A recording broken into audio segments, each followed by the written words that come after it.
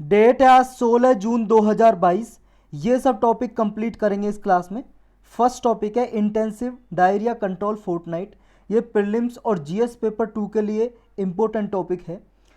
ये एक प्रोग्राम है, कैंपेन है, intensive diarrhoea control fortnight. Fortnight का मतलब होता है 15 दिन की किसी भी अवधि को फोर्टनाइट बोलते हैं।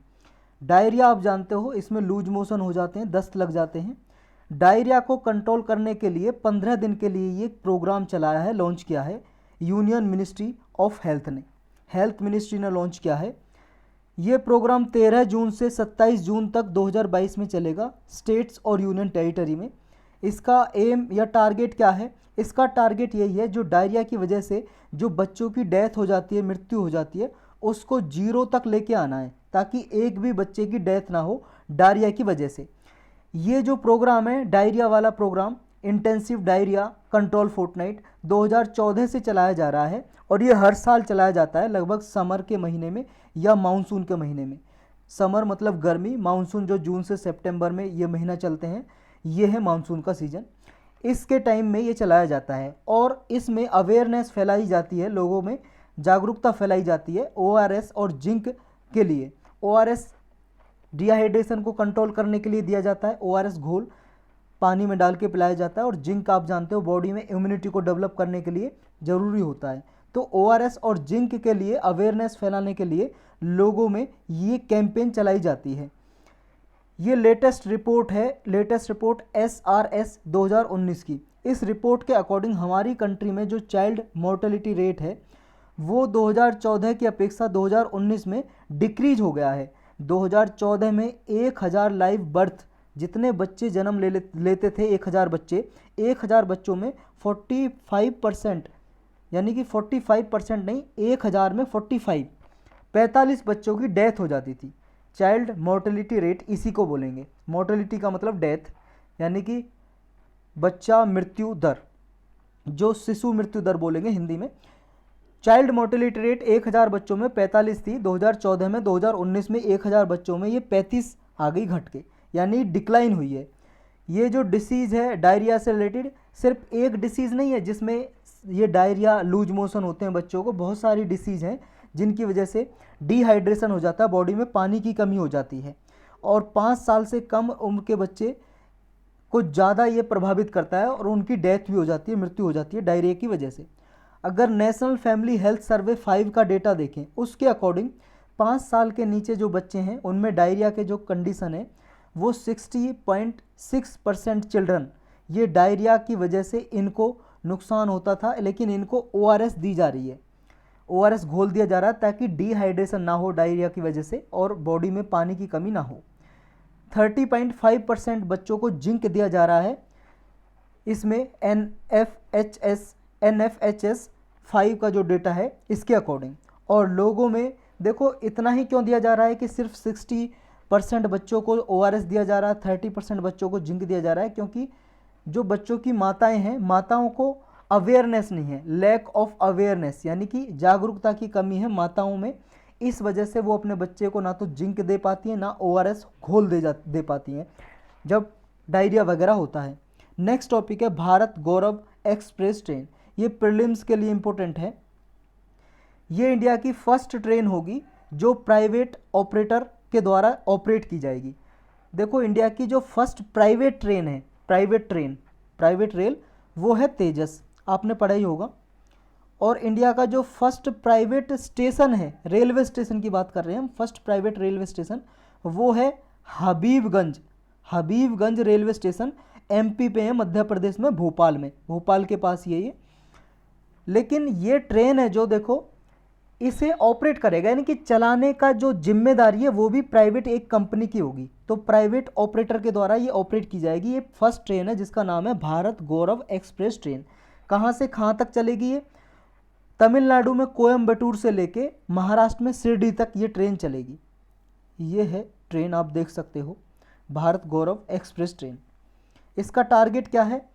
कोयम्बटूर से शिरडी तक जितने भी कल्चरल प्लेसेस हैं या कल्चरल हेरिटेज हैं, ऐसे कोई विरासत के लिए या हमारी सांस्कृतिक चीज़ें हैं, कोई कल्चरल हेरिटेज है, उसको शोकेस करेगी ये ट्रेन, वहाँ तक घुमाएगी। जैसे शिरडी क्या है, कल्चरल प्लेस है, साईं बाबा के लिए टेम्पल बने हुए हैं, तो वहाँ पे ये ट्रेन जाएगी, तो कल्चरल एक्टिविटी को ही प्रमोट करेगी, शोकेस करेगी एक तरह से। नेक्स्ट टॉपिक है India, Israel, US, UAE are participating in I2U2 summit.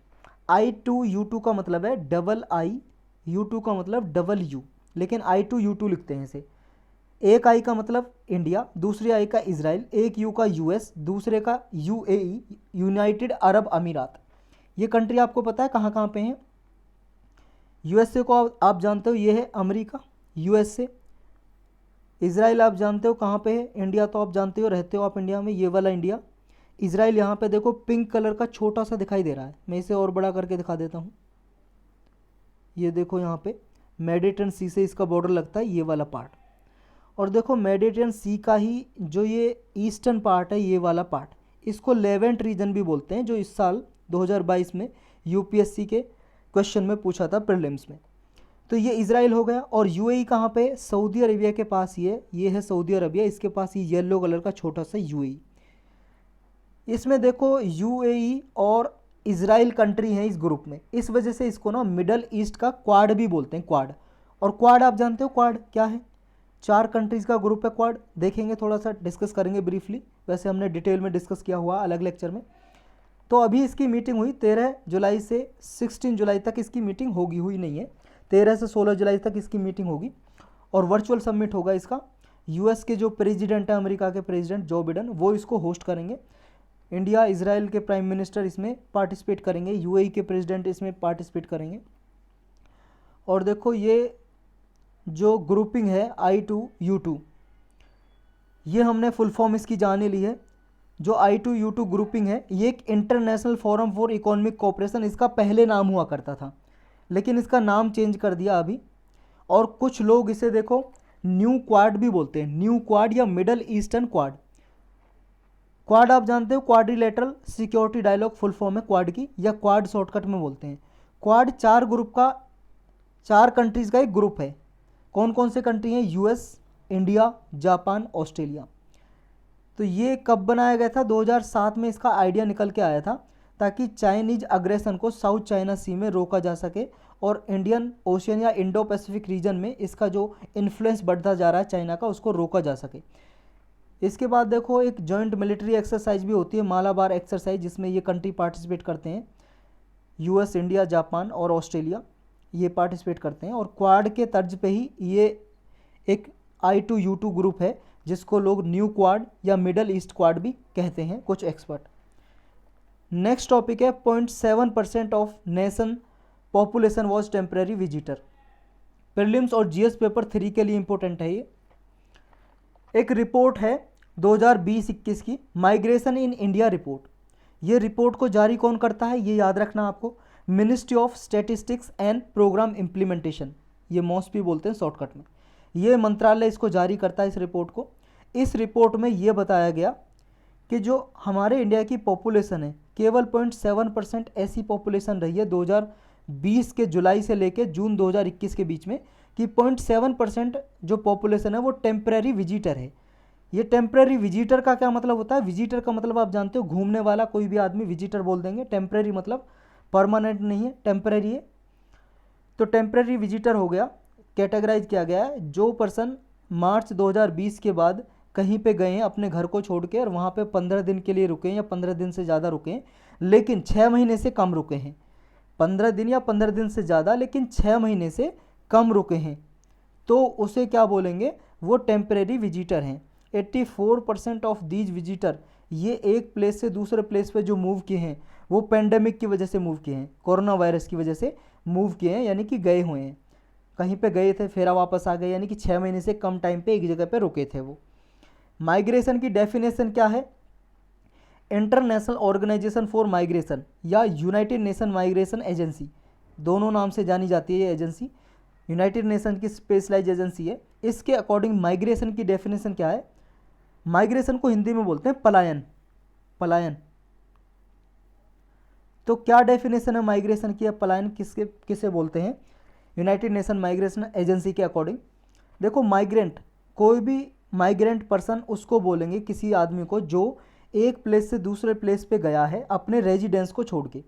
Residence का मतलब जहाँ पे उसका घर है, जहाँ पे वो रहता है, हैबिचुअली घर है उसका, उसको छोड़ के या तो वो एक स्टेट से दूसरे स्टेट में गया है, राज्य में, या एक कंट्री से छोड़ कर दूसरी कंट्री में गया है, तो दोनों को माइग्रेंट बोलेंगे और इसी को माइग्रेशन बोलेंगे, इस प्रोसेस को, एक प्लेस से दूसरे प्लेस पे जाने के प्रोसेस को। ये देखो वॉलंटरी भी हो सकती है माइग्रेशन और फोर्स्ड मूवमेंट भी हो सकती है। वॉलंटरी का मतलब कोई पर्सन अपनी मर्जी से भी जा सकता है कोई जॉब ढूंढने के लिए। फोर्स माइग्रेशन भी हो सकती है, मान लो कहीं जहाँ पे वो रहता है वहाँ पे ना तो कोई फैक्ट्री है जिससे जॉब मिल सकते, ना कोई वहाँ पे सैनिटेशन फैसिलिटी है, ना कोई एजुकेशन फैसिलिटी है, कोई स्कूल नहीं है, और हो सकता है वहाँ पे कोई रिलीजन के नाम पे, धर्म के नाम पे रियॉट्स होते रहते हैं, या कास्ट जाति के नाम पे भेदभाव होता रहता है, डिस्क्रिमिनेशन। तो इसे बोलेंगे फोर्स्ड, कि फोर्सफुली वो बंदा गया है वहाँ से, उसका जाने का मन था नहीं लेकिन ऐसी कंडीशन की वजह से वो चला गया। और वॉलंटरी का मतलब अपनी मर्जी से गया, भाई साहब यहाँ पे अच्छी जॉब नहीं थी, अच्छी जॉब ढूंढने के लिए, यहाँ पे जॉब तो थी लेकिन अच्छी नहीं थी, तो वॉलंटरी वो मूव कर गया।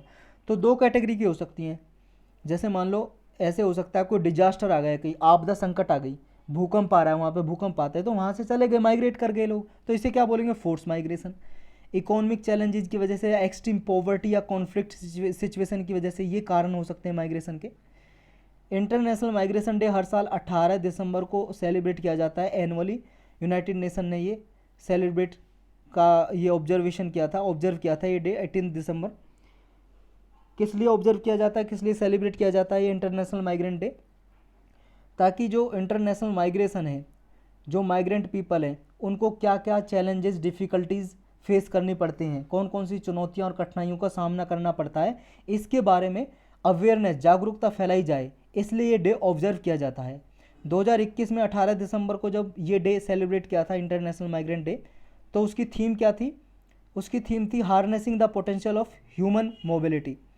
और देखो माइग्रेशन एक ऐसा टॉपिक है जो हमारे 17 जो सस्टेनेबल डेवलपमेंट गोल हैं उनमें से 11 जो सस्टेनेबल डेवलपमेंट गोल हैं, 11 गोल कहीं ना कहीं माइग्रेशन से रिलेटेड हैं, माइग्रेशन या मोबिलिटी। और सस्टेनेबल डेवलपमेंट गोल आप जानते हो क्या है, हमने कई बार डिस्कस किए हैं। यूनाइटेड नेशन ने 2015 में ऐसे 17 गोल ये अडॉप्ट किए थे और 2030 तक ये हासिल करने हैं, जो भी यूनाइटेड नेशन के मेंबर हैं उनको। इनमें ऐसा है जैसे पॉवर्टी को रिड्यूस करना, गरीबी को रिड्यूस करना, एजुकेशन हासिल करना, सबको एजुकेशन देना, हेल्थ फैसिलिटी प्रोवाइड करना, सैनिटेशन फैसिलिटी प्रोवाइड करना। सैनिटेशन मतलब टॉयलेट वगैरह या हेल्दी हेल्थ सिस्टम हो हर जगह। नेक्स्ट टॉपिक है 22 डिग्री हेलो। 22 डिग्री हेलो क्या है, देखो आप इस डायग्राम से समझो, ये एक लाइट आ रही है, ये एक लाइट आ रही है मून से या सन से, लेकिन एक लाइट आ रही है सन से या मून से, और एक मान लो कोई किरण या रे, ये रे आ रही है, और एक रे अर्थ से टकरा के वापस जा रही है, अर्थ से टकरा के वापस जा रही है। अब इनके बीच का जो एंगल बन रहा है, ये देखो एक यहाँ आ रही है सन से, और बीच में आपको पता है एटमॉस्फेयर में, जो एटमॉस्फेयर है ये वातावरण है अर्थ का, एटमॉस्फेयर, वहाँ पे क्लाउड बने हुए होते हैं, बादल वगैरह चलते रहते हैं बादल, उनमें आइस क्रिस्टल भी होते हैं, बर्फ़ के छोटे छोटे टुकड़े भी होते हैं, अगर ज़्यादा बड़े टुकड़े होते हैं तो ओले पड़ते हैं, आपको पता ही है। तो आइस क्रिस्टल से ऐसे टकरा के ये जो है लाइट जो सन से आ रही है या मून से आ रही है, चंद्रमा से टकरा के, तो ये जैसे ही आइस क्रिस्टल से टकराती है तो ये थोड़ा इस तरह से रिफ्रैक्ट हो जाती है। रिफ्रैक्ट का क्या मतलब होता है आपको पता है ना, जब लाइट एक मीडियम से दूसरे मीडियम में जाती है, पहले देखो ये एयर में थी, फिर वाटर वाले आइस क्रिस्टल में आ गई, तो ये रिफ्रैक्ट कर गई, थोड़ा बेंड कर गई लाइट, इसका एंगल चेंज हो गया, एंगल, क्योंकि अगर ये इस तरह से आ रही थी सीधी तो ऐसे आती ना सीधी, लेकिन सीधी नहीं, ये कहाँ पे आई, ये थोड़ा बेंड कर गई, तो इसे बोलते हैं रिफ्रैक्शन। जब लाइट एक मीडियम से दूसरे मीडियम में जाके एंगल चेंज कर लेती है उसी को रिफ्रैक्शन बोलते हैं, तो रिफ्रैक्ट कर गई। लेकिन एक लाइट जब ये यहाँ पे आई, किरण रेज अर्थ पे टकरा के वापस जा रही होगी, तो जब ये आप वापस जा रही होगी और एक लाइट आ रही है, इन दोनों के बीच का जो एंगल बनता है उसे बोलते हैं 20 डिग्री एंगल या 20 डिग्री ये हेलो, 20 डिग्री हेलो। तो ये 20 डिग्री हेलो क्या है, प्रीलिम में पूछ ले तो आपको पता होना चाहिए। 20 degree halo develops when light enters one side of columnar ice crystal and exits through another side. एक साइड इंटर करती है और दूसरे साइड एग्जिट करती है, इसको भी बोलते हैं, ये भी याद रखना है। जैसे यहाँ पे इंटर की, सीधी लाइन ऐसे जानी चाहिए थी और गई इतना, यानी कि 22 डिग्री ये बेंड हो गई, तो इसको भी 20 डिग्री हेलो बोलेंगे, या फिर दूसरी कंडीशन कौन सी है, एक लाइट आ रही है और एक लाइट जा रही है, उन दोनों के बीच में एंगल जो बन रहा है 22 डिग्री हेलो का बन रहा है, तो 22 डिग्री हेलो बोलेंगे उसे। दो कंडीशन हो सकती हैं, तो ये आपको याद रखना है।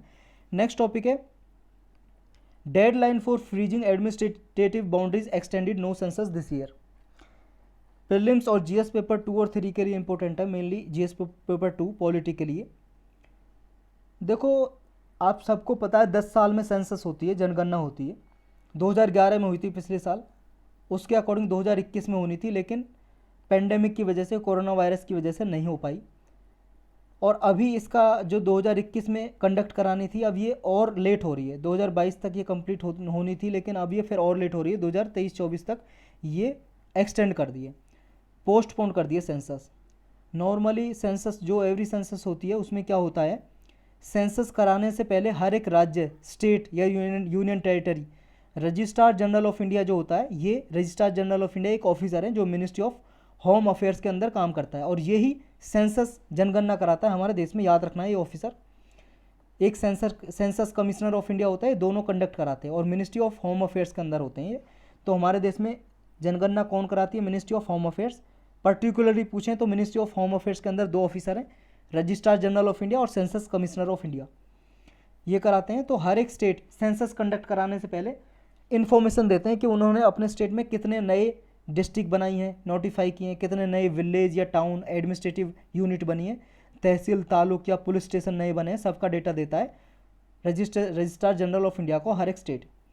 उसके बाद registrar general of India administrative boundaries को फ्रीज कर देता है, या कह देता है कि भाई साहब अब ये सारी इन्फॉर्मेशन मेरे पास आ गई, अब आप सेंसस शुरू कर सकते हो। सेंसस स्टार्ट हो जाती है, जनगणना शुरू हो जाती है। लेकिन हुआ क्या है, अभी ये जो डेडलाइन है ना, ये एडमिनिस्ट्रेटिव बाउंड्री फ्रीज करने की, ये दिसंबर 31 2022 तक बढ़ा दिए, एक्सटेंड कर दिए रजिस्ट्रार जनरल ऑफ इंडिया ने। यानी कि स्टेट को टाइम दिया है कि वो 31 दिसंबर 2022 तक अपनी इन्फॉर्मेशन दे सकते हैं। तो अब इन्फॉर्मेशन जब 31 दिसंबर दे सकते हैं, तो इन्फॉर्मेशन आने के बाद ही सेंसस स्टार्ट होती है, क्योंकि उससे कुछ महीने बाद जब ये इन्फॉर्मेशन आ जाती है, सारी एडमिनिस्ट्रेटिव बाउंड्रीज फ्रीज हो जाती हैं, उसके बाद ही सेंसस कुछ महीने बाद स्टार्ट होती है। तो ये 2022 में जो पूरी होने वाली थी, अब ये पूरी नहीं होगी, 2023-24 तक ये पूरी होगी सेंसस। तो सेंसस क्या है, इसकी डेफिनेशन क्या है, जनगणना। देखो पॉपुलेशन सेंसस क्या है, टोटल प्रोसेस है ये कलेक्टिंग का, कंपाइलिंग का, एनालाइजिंग का, डिसेमिनेटिंग का। कोई भी economic, social data, demographic data population से या पर्सन से रिलेटेड स्पेसिफिक टाइम में किसी भी कंट्री का कलेक्ट करना, कंपाइल करना, यानी कि डेटा इकट्ठा करना, उसको कंपाइल करना, किस एरिया में कितने लोग रहते हैं, कितनी कहाँ पे जनसंख्या, टोटल कितनी है, सारा एनालिसिस करना, और सारी डेमोग्राफिक, इकोनॉमिक, सोशल डेटा को डिसेमिनेटिंग करना, स्प्रेड करना, सारा डेटा, ये सब डेटा इकट्ठा करना, इसको ही बोलते हैं सेंसस। फर्स्ट जो हमारे इंडिया में हुई थी सेंसस, वो 1872 में हुई थी, अंग्रेजों के टाइम में। उस टाइम पे जो गवर्नर जनरल थे लॉर्ड मयो थे, मयो। ये फर्स्ट नॉन सिंक्रोनस सेंसस है, नॉन सिंक्रोनस। ये पूरे ऑल इंडिया लेवल पर नहीं हुई थी, जैसे एक डेटा यहाँ पे इकट्ठा किया, एक डेटा इस एरिया में, एक डेटा इस एरिया में, अलग अलग सेंसस कंडक्ट कराई थी, कंप्लीट सेंसस नहीं थी। जो कंप्लीट सिंक्रोनस सेंसस थी ना, सिंक्रोनस यानी कि सारा डेटा इकट्ठा किया एक साथ पूरे इंडिया का, वो 1881 में हुई थी, 17 फरवरी 1881 में स्टार्ट हुई थी। और ये किसके टाइम में हुई थी, उस टाइम में गवर्नर जनरल कौन थे, उस टाइम में गवर्नर जनरल थे लॉर्ड रिपन। ये जब 1872 में हुई तो मयो, 1881 में हुई तो रिपन। और उस टाइम पे सेंसस कमिश्नर ऑफ इंडिया कौन थे, सी प्लोडन। ये याद रखना नाम आपको, सी प्लोडन। अभी तक पूछा नहीं है, कहीं पे पूछा जा सकता है। और इसके बाद 1881 के बाद हर 10 साल में कराई जाती है। और अभी इंडिया में आज़ादी के बाद मिनिस्ट्री ऑफ होम अफेयर्स के अंडर ये registrar general of India, census commissioner of India, दोनों ये कंडक्ट कराते हैं। 1951 तक सेंसस ऑर्गेनाइजेशन थी जो अडॉक बेसिस पे सेटअप की जाती थी हर एक सेंसस के लिए, यानी कि सेंसस ऑर्गेनाइजेशन कुछ समय के लिए, जब तक सेंसस कंडक्ट की जा रही है। और पॉपुलेशन सेंसस के लिए यूनियन सब्जेक्ट में आता है, हमारे संविधान के अकॉर्डिंग 246 है जो आर्टिकल, इसके अंदर सेंसस आती है, पॉपुलेशन सेंसस। और किस में आता है, यूनियन सब्जेक्ट में। हमारे 12 शेड्यूल हैं संविधान में, 7वें शेड्यूल में, उसमें 7वें शेड्यूल में 3 सूची हैं, लिस्ट हैं, central list, state list, concurrent list. तो ये सेंट्रल लिस्ट में आता है, या यूनियन लिस्ट बोल सकते हैं, यूनियन लिस्ट में आता है। और सेंट्रल गवर्नमेंट की जिम्मेदारी होती है सेंसस कंडक्ट कराना। और 69 नंबर में आता है यूनियन लिस्ट में भी, जो लिस्ट है टोटल उसमें 69 नंबर पे आता है। आज़ादी के बाद सेंसस एक्ट 1948 पास किया ये सेंसस के लिए। इसके अंदर ही ये इन्फॉर्मेशन कलेक्ट की जाती है पॉपुलेशन सेंसस की सारी, और कॉन्फिडेंशियल रखी जाती है, गवर्नमेंट के पास होती है वो डेटा, किसी को लीक नहीं किया जाता, इवन कोर्ट को भी लीक नहीं किया जाता डेटा सेंसस का। कोई लॉ बनाना है, स्पेसिफिक पेनल्टी मतलब स्पेसिफिक लॉ बनाना है, या बेनिफिशियरी है कोई पुअर पीपल के लिए कोई योजना चलानी है, तो उसके लिए गवर्नमेंट इसका डेटा यूज कर सकती है। और अगर कोई मान लो कोई डेटा को इलीगल तरीके से पब्लिक में जारी कर देता है, पब्लिक या सेंसस ऑफिशियल है कोई भी जारी कर देता है, और इस सेंसस एक्ट 1948 का इसको कंप्लाई नहीं करता है, तो उसको पेनल्टी लगाई जा सकती है, सज़ा मिल सकती है, या दंडित किया जा सकता है। सेंसस का सिग्निफिकेंस क्या होता है, इंपॉर्टेंस क्या होती है, क्यों कराते हैं हम जनगणना? पहला तो है सोर्स ऑफ इन्फॉर्मेशन, जानकारी मिल जाती है भाई साहब एक ही सिंगल सोर्स से सभी के बारे में, किस कोने में इंडिया के कितनी पॉपुलेशन रहती है। नेक्स्ट है रिसर्चर एंड डेमोग्राफर्स, जो रिसर्चर्स हैं डेमोग्राफर हैं वो डेटा यूज कर सकते हैं कि कहाँ पे पॉपुलेशन ग्रोथ ज़्यादा हो रही है, कहाँ पे कंट्रोल करने की ज़रूरत ज़्यादा है। गुड गवर्नेंस के लिए ये डेटा देख के देखो कोई पॉलिसी बनानी है, प्लानिंग करनी है एडमिनिस्ट्रेशन के लिए कि कहाँ पे पॉपुलेशन ज़्यादा है, तो वहाँ पे पॉपुलेशन के लिए ये स्कीम चलाई जाए, तो इसके लिए गुड गवर्नेंस के लिए ये यूज हो सकता है डेटा। डिमार्केशन के लिए मान लो कहीं पे कॉन्स्टिट्यूंसी डिफाइन करनी है, तो वो पॉपुलेशन के आधार पर ही होती है। पार्लियामेंट के लिए, स्टेट लेजिस्लेटिव असेंबली के लिए, विधानसभा या पार्लियामेंट के इलेक्शन होते हैं एमपी एमएलए के, तो उनकी कॉन्स्टिट्यूंसी एरिया डिफाइन किया जाता है ना, तो वो भी पॉपुलेशन बेस पे डिफाइन किया जाता है, तो पॉपुलेशन डिमार्केशन के लिए ये यूज हो सकता है। बेटर एक्सेस फॉर बिजनेस, कोई बिजनेस मैन है को कहीं पे कंपनी फैक्ट्री खोलना चाहता है, तो उसको इन्फॉर्मेशन मिल जाती है कि इस एरिया में इतनी पॉपुलेशन रहती है, यहाँ पे हमें इस पॉपुलेशन में अपना मार्केट मिल जाएगी, यहाँ पे मार्केट सेटअप कर सकते हैं, इस तरह से जानकारी मिल जाती है। गिविंग ग्रांट, फाइनेंस कमीशन देखो ग्रांट देने के लिए पॉपुलेशन का एक क्राइटेरिया यूज करता है, तो पॉपुलेशन का आधार भी होता है स्टेट को ग्रांट देने के लिए, अनुदान देने के लिए, पैसा देने के लिए। तो जो भी सेंट्रल गवर्नमेंट के पास टैक्स से पैसा आता है, टैक्स या नॉन टैक्स से रिवेन्यू आता है, तो स्टेट का शेयर पॉपुलेशन का आधार पर दिया जाता है, तो उसमें भी पॉपुलेशन का डेटा यूज होता है। नेक्स्ट है 15th जो सेंसस हुई थी 2011 में, 15वीं जो सेंसस हुई थी, उसमें देखो ये एम्पावर्ड एक्शन ग्रुप स्टेट्स की कैटेगरी में कुछ राज्य आते हैं, उनमें कुछ कमी आई है। ये है empowered action group states, UP, Uttarakhand, Bihar, Jharkhand, MP, Chhattisgarh, Rajasthan, Orissa, तो इसके बारे में भी जानकारी मिल जाती है। जो 16th सेंसस कराई जाती 2021 में, लेकिन पोस्टपोन कर दी गई, इसमें कुछ नया क्या ऐड किया है, नया ये आपको याद रखना है। देखो पहली ये सेंसस है 2021 की जो होने वाली थी, लेकिन 2023-24 तक कंप्लीट होगी, 16वीं सेंसस है, ये तो याद रखना है एक तो। दूसरा ये पहली बार डिजिटल सेंसस हो रही है, सब लोग लेके जाएंगे टैब वगैरह, एक मोबाइल फ़ोन या टैब, उस पर इनोग्रेट करेंगे, यानी कि मतलब एक तरह से इनोमरेट करेंगे, काउंटिंग करेंगे जनसंख्या की। तो फर्स्ट डिजिटल सेंसस होगी ये इंडिया की, और पहली बार इसमें देखो इन्फॉर्मेशन हाउस होल्ड, अगर कोई घर है उसका हेड ट्रांसजेंडर कम्युनिटी से है, तो वो भी डेटा इसमें कलेक्ट किया जाएगा। पहले क्या होता था, सेंसस में सिर्फ 2 कॉलम होते थे, या तो मेल का या फीमेल का, अब उसमें ट्रांसजेंडर का भी कॉलम होगा, अगर कोई पर्सन ट्रांसजेंडर है तो वो उसकी भी सेंसस काउंटिंग की जाएगी, यानी कि उसका पहले अदर में लिखा जाता था, ऐसा नहीं होगा, ट्रांसजेंडर के लिए एक अलग से कॉलम होगा मेल फीमेल की तरह। नेक्स्ट टॉपिक है OBC stir for 12% separate quota continues. Stir का मतलब है एक तरह से रियोट्स टाइप, या रियोट्स नहीं बोल सकते, एक तरह से भड़काऊ, जो लोग भड़क जाते हैं, तो ओबीसी का जो कोटा है 12% की डिमांड कर रहे हैं कि ओबीसी का जितना भी 27% जो दिया जाता है रिजर्वेशन, उसमें से 12% सेपरेट कोटा कुछ कम्युनिटीज़ के लिए हो। तो ये कम्युनिटी है राजस्थान में, जयपुर आगरा हाईवे को इन्होंने जाम कर दिया, अरोड़ा विलेज के पास, राजस्थान भरतपुर डिस्ट्रिक्ट में। तो ये डिमांड कर रहे हैं कि 12% कोटा इनको दिया जाए एजुकेशन या जॉब में, दोनों में, एजुकेशन और जॉब में। ओबीसी रिजर्वेशन क्या है और कब से स्टार्ट हुई है? अदर बैकवर्ड क्लास, ओबीसी की फुल फॉर्म है।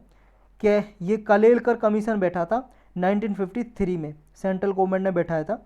इसने आइडेंटिफाई किया था बैकवर्ड क्लास को कि एससी और एसटी कम्युनिटी के अलावा भी जो शेड्यूल कास्ट, अनुसूचित जाति, शेड्यूल ट्राइब, अनुसूचित जनजाति के अलावा भी कुछ बैकवर्ड क्लासेज यानी कि पिछड़ी हुई क्लास हैं, तो कुछ पिछड़ी हुई क्लास थी उनको कैटेगरी में रखा ओबीसी, अदर बैकवर्ड क्लास। तो ये मंडल कमीशन की रिपोर्ट आई 1980 में, उसने 27% रिजर्वेशन देने की डिमांड रखी। इसने कहा कि ओबीसी पॉपुलेशन लगभग 52% है हमारी इंडिया की पॉपुलेशन का, और बैकवर्ड ये कम्युनिटी में 1257 कम्युनिटी आती हैं, 1257 कास्ट आती हैं, जाति आती हैं बैकवर्ड में, इसने आइडेंटिफाई किया। और रिकमेंडेशन दी कि ओबीसी को भी रिजर्वेशन दी जाए। पहले एससी और एसटी को मिला के 22.5% रिजर्वेशन थी। 100% जैसे सीट निकलती थी, जैसे मान लो कहीं पे 200 सीट निकल रही हैं किसी पोस्ट की, तो उनमें से ये 15% रहेंगी एससी पॉपुलेशन के लिए रिजर्वेशन, 7.5% रहेंगी एसटी पॉपुलेशन के लिए, 27% रहेंगी ओबीसी के लिए, 49.5% टोटल। सेंट्रल गवर्नमेंट ने 27% आर्टिकल 16 क्लाउज 4 के अंदर सिविल पोस्ट और ये सर्विसेज जितनी भी हैं यूनियन की, ये ओबीसी के लिए रिजर्व कर दी। और एजुकेशन में आर्टिकल 15 क्लाउज 4 के अंदर रिजर्व कर दी एजुकेशन के लिए ओबीसी कैटेगरी के लिए। 2008 में सुप्रीम कोर्ट ने कहा दे चलो ये आपने एजुकेशन और जॉब में रिजर्वेशन दिए ओबीसी को, ठीक है, लेकिन इसमें क्रीमी लेयर लेके आओ। तो क्रीमी लेयर का कंसेप्ट आया। क्रीमी लेयर है जो एडवांस सेक्शन है ओबीसी के अंदर, अदर बैकवर्ड क्लास में जो आते हैं वो अच्छे खासे, अच्छी इनकम है उनकी लगभग 8 लाख से ज़्यादा पर ईयर, तो वो क्रीमी लेयर में आ जाएंगे। उनको हटाओ कि उनको ओबीसी की रिजर्वेशन का फ़ायदा नहीं दिया जाए।